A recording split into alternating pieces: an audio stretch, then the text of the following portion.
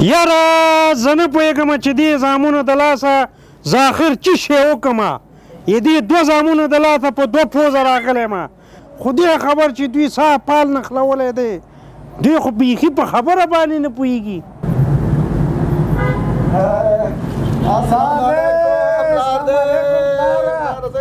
پتا غواړي کړې پلاره ښه دلته به ورسره زه کښېنم زه ډېر په ګران یم زه ډېر په ګران یم زه ډېر په ګران یم مړه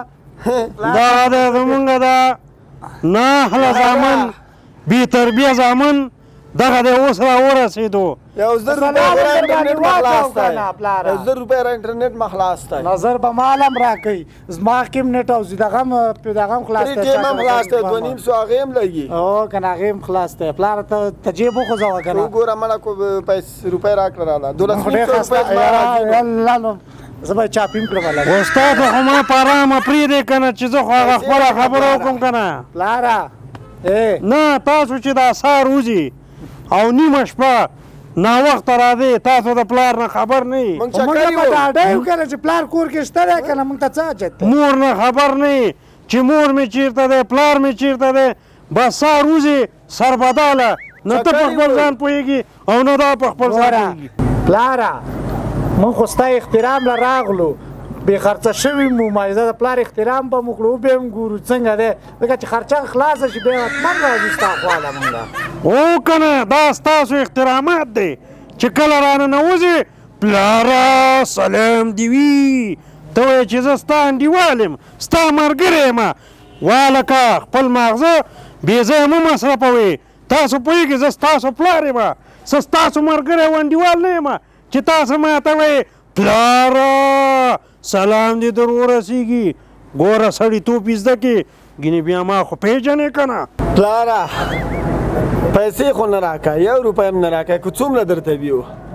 خو نورو د په هغه او دغه نه به ماله به واده کړې واده به راله کړې ټول زما ملګرو زما همزولو ودونه کړي چې هر شی کړې ماله به واده کړي بس زه واده غواړم ته دا راته ووایې زویه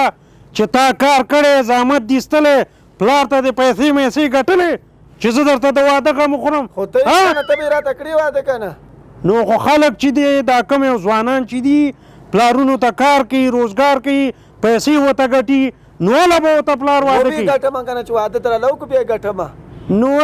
دا خوشې تشې باندې چې شی نه کېږي چې پلار تاسو ته وادونه وکړي ماله واده وکړه زه څومره پیسې له ګټمه تاسو به چې دی دا املاګانې به تړئ کار و روزګار ته هله به زه تاسو ته وادونه کوم پوه شو که نه پلاره چې تله واده کړي ماله به م واده کړي ځکه چې مشر خو زه یم واده به ماله څنګه دی ته تله چې کړي ماله به هم کړي ماله به یې کول واده پلاره ولې ماله کړې ماله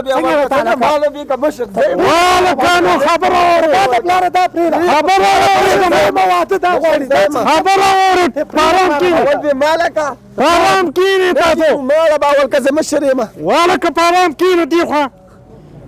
خو زه یم که نه ته راځي که وړکی راځي اول وړکی والکو وایم زه ستاسو پلار یم تاسو زما پلاران ناست دي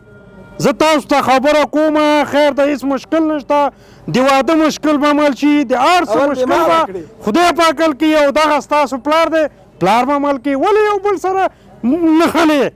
چې دله کړي پلاره ماله به م واده کړي ماله واده کړي دواړه ته وادونه کومه که یو مشر دی نو بل کشر دی اول به مشر ته واده کوو بیا به کشر ته واده کوو مشر یم پلاره نور د په یوه او دوه نه پوهېږم په هغه او دا نه پوهېږم هر رقم کږي ماله به واده کړي خلاصه نور په یو شي نه پوهېږم ماله به واده کړي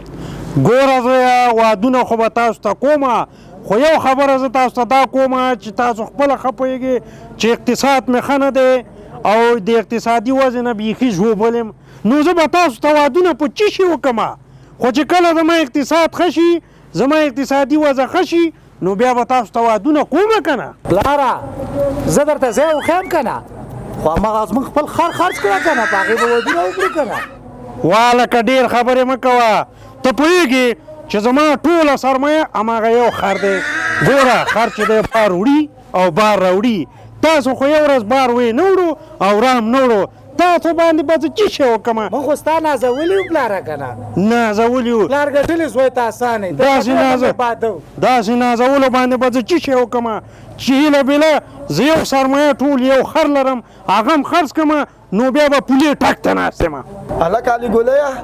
دا پلار هم ښه خبره کا دغه یو خر راپاتې دی چې دا هم خرڅ کړو نو بیا به څه شی کړو مزدوري به څه شي کړو پلار ښه خبره کا پلار هم صحیح خبره کا همدغه یو خر لرو کور کې پلاره نن ناپلو نه دی خیره سره نه به ته مزدوري کړې نه به په دې خر کړې ما دا دواړه نه دی ملا تړو او مزدوري کړو بس راوړو تاله به درکو چې ښه اقتصاد ښه شو بیا به هغې نه بعد ودونه کړو څنګه پلاره نه کړو ودونه وایم پروردګار دې هر چا ته دغسې زامن ورکړي چې خپل د پلار او د مور خبره په ځمکه کې نه غورځوي ټولو ته دا خبره کومه چې هر چا ته د خدای پاک دغسې اولادونه ورکړي چې پلار پې خوشحاله شي او که نه پلاره جان دې